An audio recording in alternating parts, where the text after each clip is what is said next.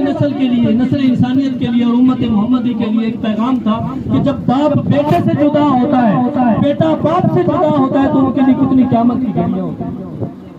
ان کے لیے کیا ہوتا ہے کہ پھر قرآن یہ کہتا ہے کہ حضرت یوسف علیہ السلام جب اپنے باپ سے جدا ہوتے ہیں، باپ روتے روتے اتنا روتا ہے کہ بیٹے کے غم اور جدائی کے اندر ان کی آنکھیں سفید ہو جاتی ہیں۔ پھر اسی بیٹے کی جب نشانی ملتی ہے، کرتا قمیض ملتا ہے، حضرت یوسف علیہ السلام کی قمیض باپ کے پاس پہنچتی ہے، حضرت یعقوب علیہ السلام آنکھوں سے لگا دیتے ہیں، رب تعالیٰ بینائی کو واپس لوٹا دیتا ہے۔ پتہ یہ چلتا ہے کہ جہاں باپ کی ذات اولاد کے لیے رحمت ہوتی ہے، اسی طرح سے باپ کی بیٹے کی نشانیاں اولاد کے لیے بینائی کا سبب بھی بنتی ہے، اس کی آنکھوں کی ٹھنڈک بھی بن جاتی ہے۔ وہ خوش قسمت ہوتے ہیں جن کے والدین اس دنیا کے اندر ہوتے ہیں،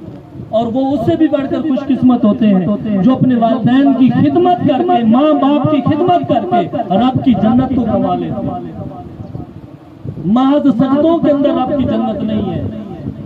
محض کاروبار کے اندر، دھن دولت دنیا کے اندر رب کی جنت نہیں ہے۔ میرے مصطفیٰ کریم صلی اللہ علیہ وسلم نے فرمایا جنت ماں کے قدموں تلے ہے، اگر رب کی جنت حاصل کرنا چاہتے ہو تو پھر ماں کی خدمت کرو، اور جنت کے اندر داخل ہونا چاہتے ہو تو باپ جنت کا دروازہ ہے، باپ کی خدمت کر لو گے تو پھر تمہاری جنت بھی تمہارے لیے، تمہارے حصے کے اندر آ جائے گی، تمہاری قسمت اور مقدر کا ستارہ بن جائے گا۔ اس لیے میں نے آیت کریمہ کی تلاوت کی، اس کے اندر رب نے بھی یہی فرمایا وَقَضَىٰ رَبُّكَ أَلَّا تَعْبُدُوا إِلَّا إِيَّاهُ وَبِالْوَالِدَيْنِ إِحْسَانًا۔ تمہارے رب نے یہ فیصلہ کر دیا ہے کہ اس رب کی عبادت کرو، اپنی پیشانی،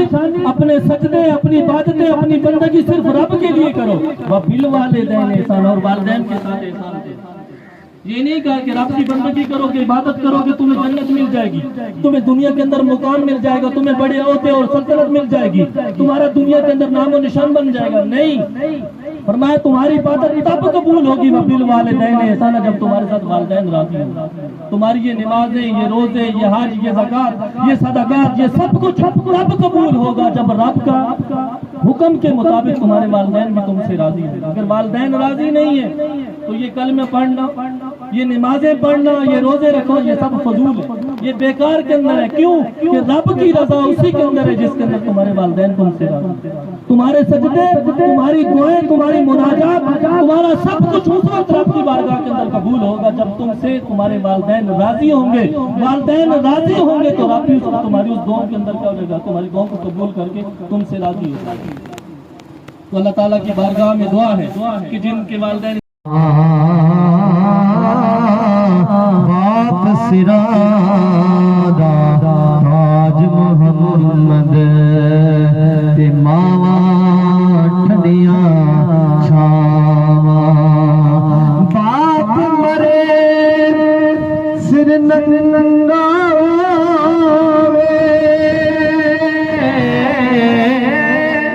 تے ویر مرے کنڈ خالے،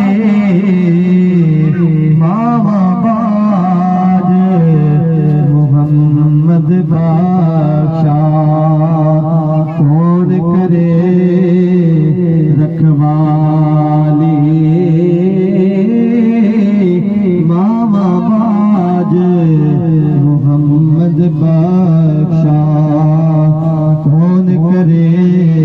رکھوالی۔ پڑھ لیجیے صلی اللہ علیہ رسول اللہ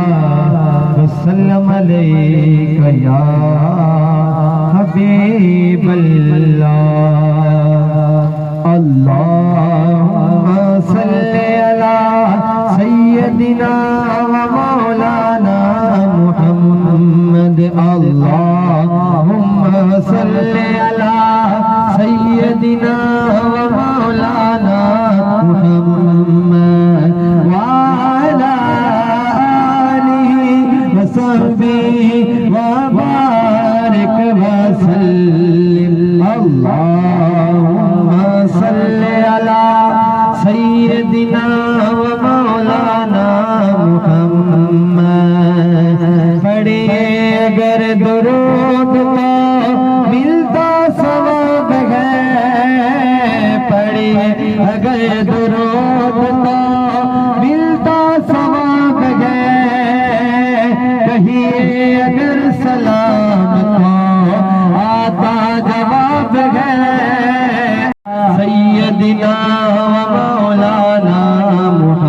محمد اللہم صلی علی سیدنا و مولانا محمد جنت میں مصطفیٰ کے صحابہ جہاں رہے جنت میں مصطفیٰ کے صحابہ جہاں رہے یا رب میری دعا ہے میرے بابا وہاں رہے اللہم صلی علی سیدنا و مولانا محمد جنت میں مصطفیٰ کے صحابہ جہاں رہے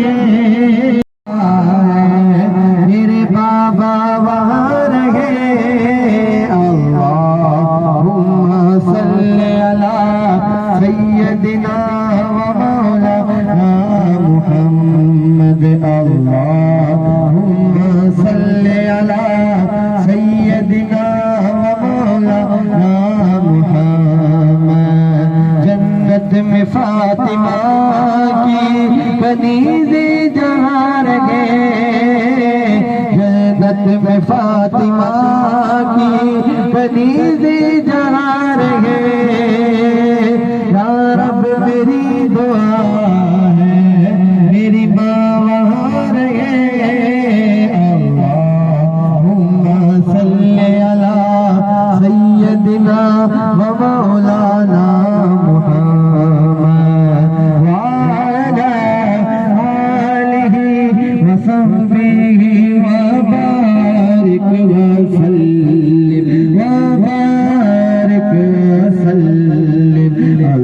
اللہم صلی علی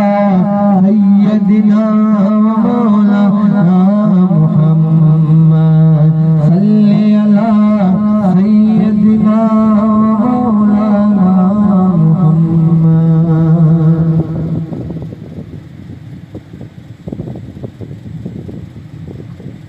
ماشاءاللہ بہت ہی خوب صورت انداز کے ساتھ درود پاک بارگاہ سرور کونین صلی اللہ علیہ وسلم کے اندر حاضر لگوا رہے تھے برادرم محمد عمر فاروق صاحب. درود پاک ایک ایسی عبادت ہے نماز رب یہ انبیاء کی سنت ہے روزے نبی کی سنت حج زکوٰۃ یہ نبیوں کی سنت ہے یہ ساری عبادات جتنی بھی ہیں یہ نبی کی سنت ہے انبیاء کی سنتیں ہیں مولا تیری بھی کوئی سنت ہے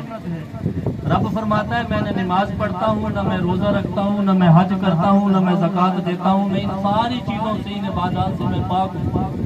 یہ ساری عبادتیں میرے لیے ہیں میں ان عبادتوں کے لیے نہیں مولا پھر تو کیا کرتا ہے رب فرماتا ہے ہاں میں بھی ایک عمل کرتا ہوں کیا کرتا ہے مولا رب فرماتا ہے ان اللہ و ملائکتہ یصلون علی النبی جب میں اپنی محبت کے اندر اور زیادہ مشتاق ہو جاتا ہوں میں سارے فرشتوں کو جمع کر کے سونے مصطفیٰ پر درود بھیجتا ہوں تو یہ ایک ایسی عبادت ہے یہ ایک ایسا عمل ہے باقی عبادتیں باقی اعمال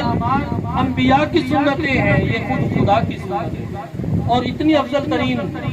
سنت اتنی افضل ترین عبادت کہ رب نے نماز کے اندر بھی درود رکھا ہے اے بندیا جب تو میری بندگی کر عبادت کر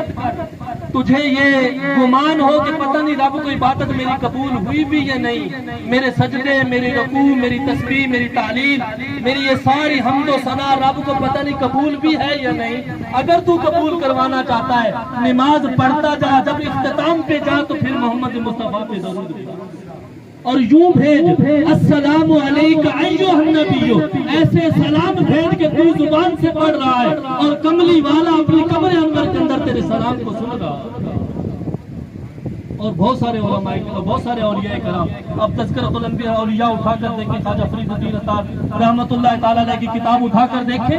اس کے اندر کتنے اولیاء کے حوال لکھے ہوئے ہیں کہ جب وہ نماز میں بیٹھتے تھے، نماز پڑھتے پڑھتے جب اتحیات پہ پہنچتے تھے اور پڑھتے تھے اتحیات للہ والصلوات والطیبات والسلام علیک ایھا النبی، جب یہ کلمات پڑھتے تھے تو پھر رک جاتے تھے، آگے کلمات پڑھتے ہی نہیں تھے، نماز آگے نہیں چلاتے تھے۔ کیوں؟ کہ جب تک کملی والے کی طرف سے سلام کا جواب نہیں آ جاتا تھا اس وقت تک آگے نماز شروع نہیں کرتے۔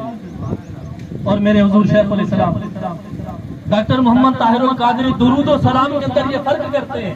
وہ فرماتے ہیں درود پڑھنے سے ثواب ملتا ہے، اور جب آقا کریم کی ذات پہ سلام پڑھتے ہو تو کملی والے کی طرف سے جواب ملتا ہے۔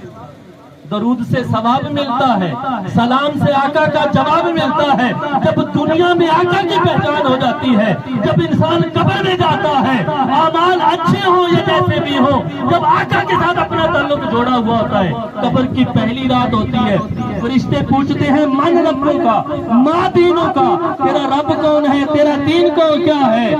آقا کریم خود کملی والے اس قبر کے اندر تشریف لے آتے ہیں۔ جب بہن بھائی رشتہ دار عزیز و اقارب کندھوں پہ لاد کے قبر میں پہنچا آتے ہیں، منو مٹی ڈال کے آ جاتے ہیں، جب وہاں پر کوئی رشتہ دار نہیں ہوتا سارے چھوڑ کے اپنے ہاتھ مٹی سے جھاڑ کے واپس آ جاتے ہیں، اگر وہاں بھی کوئی پرسان حال بنتا ہے تو وہ محمد مصطفیٰ کی ذات ہوتی ہے۔ اگر اس دنیا کے اندر آقا کریم کے ساتھ اپنا تعلق بنایا ہوگا، تعلق غلامی کو مضبوط کیا ہوگا، اور میرے حضور شیخ الاسلام فرماتے ہیں کہ دنیا میں اگر اللہ اور اس کے رسول کے ساتھ تعلق جوڑنا چاہتے ہو تو یہ درود جو ہے، درود و سلام، یہ تعلق کو مضبوط کرنے کا واحد راستہ ہے۔ جب آقا کے ساتھ تعلق ہوگا، آقا کے ساتھ پہچان ہوگی، آقا کی ذات پہ درود و سلام پڑھتے ہوئے زندگی گزری ہوگی، تو پھر کیا ہوگا؟ قبر کی پہلی رات ہوگی، فرشتے پوچھیں گے تیرا رب کون ہے، تیرا دین کیا ہے؟ آقا کریم بڑھ کے فرمائیں گے فرشتوں اس سے نہ پوچھو کہ تیرا محمد کون ہے، تیرا دین کیا ہے، تیرا رب کون ہے، مجھ محمد سے پوچھو کہ یہ بندہ کون ہے۔ اس طرح کی جب زندگی انسان کی گزری ہوتی ہے، پھر اس دنیا میں بھی انسان رب کی بارگاہ کے اندر محبوب ہوتا ہے اور قبر کے اندر بھی محبوب ہوتا ہے، پھر وہ قبر جو ہوتی ہے اس کے لیے جنت کا ایک ٹکڑا اور ایک اس کے لیے باغ بنتا ہے۔ ہم موت سے ڈرتے رہتے ہیں، ہم ہر وقت موت سے ڈرتے رہتے ہیں، ہائے موت نہ آ جائے، بجلی چمکی موت نہ آ جائے، کوئی اندھیری آئے موت نہ آ جائے، بارش آئے موت نہ آ جائے، گرمی آئے موت نہ آ جائے، سردی آئے موت نہ آ جائے، کہیں رزق ہوتا ہے کہیں خطرہ ہوتا ہے، موت سے ہم ڈرتے ہیں۔ اللہ والے موت سے ڈرتے نہیں، موت پہ مرتے ہیں۔ وہ تو یہ کہتے ہیں کہ موت آئے اس دنیا سے جائیں، قبر کے اندر پہلی رات ہو اور آقا کریم کی زیارت نصیب۔ لوکا مینو آن ڈرایا رات قبر دی کالی، میں سنیا اوتھے اونے آنا جدے مونڈے کملی کالی۔ اس کالی کملی والے کی بارگاہ کے اندر ہدیہ تبریک پیش کرنے کے لیے میں دعوت نعت دوں گا برادر محمد ابو بکر صدیق صاحب کو، وہ تشریف لائیں اور بارگاہ سرور کونین میں اپنے ہدیہ تبریک پیش کریں۔ برادر محمد ابو بکر صدیق صاحب۔ اعوذ باللہ من الشیطان الرجیم، بسم اللہ الرحمن الرحیم، الصلاۃ والسلام علیک یا سیدی یا رسول اللہ وعلی آلک و اصحابک یا سیدی یا حبیب اللہ۔ تمامی احباب السلام علیکم ورحمۃ اللہ وبرکاتہ۔ درود پاک صلی اللہ علیہ یا رسول اللہ، پڑھیے وسلم علیک یا حبیب اللہ، فتایا پنہا نادا، بولو سبحان اللہ، فتایا پنہا نادا، مندیانو گل لاڑا ہوندا کمل جبانا دا، صلی اللہ دا حکم ہے سبنوں سنا دیو، اجدا پڑھو درود مدینے پہنچا دیو، آواز بلند پڑھو صلی اللہ علیہ یا رسول اللہ۔